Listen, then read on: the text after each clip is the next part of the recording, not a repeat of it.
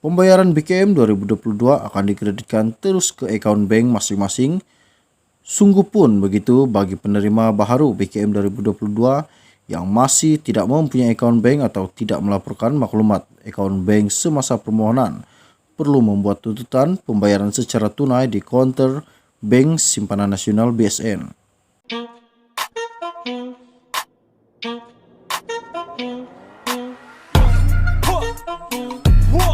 Jadwal tarik bayaran duit BKM 2022 dan semakan jumlah keseluruhan bantuan keluarga Malaysia, kategori bujang dan isi rumah serta warga emas.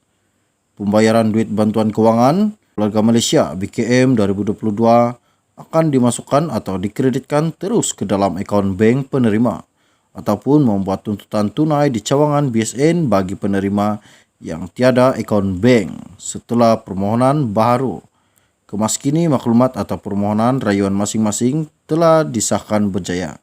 BKM merupakan skim bantuan bersasar yang menggantikan BPR.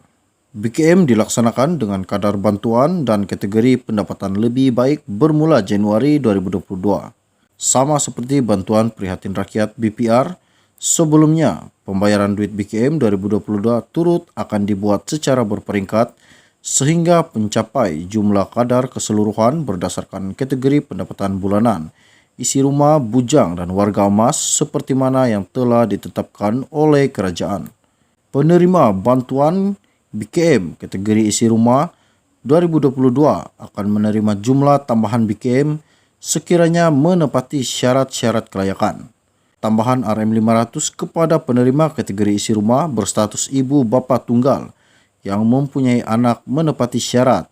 Tambahan RM300 kepada penerima kategori isi rumah berstatus warga emas yang berkahwin atau mempunyai anak menepati syarat.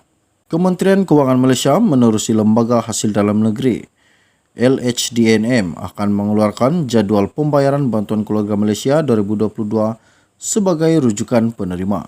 Pembayaran BKM 2022 akan dikreditkan terus ke akaun bank masing-masing.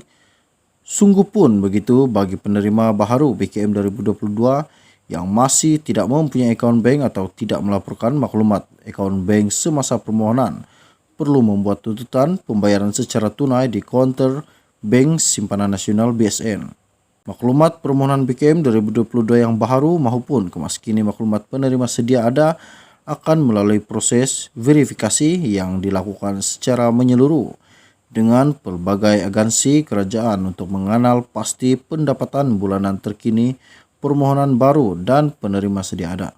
Proses semakan maklumat terkini, permohonan baru dan penerima sedia ada yang dijalankan oleh LHDN ini adalah bertujuan bagi memastikan skim bantuan keluarga Malaysia disasarkan kepada golongan yang benar-benar layak menerima.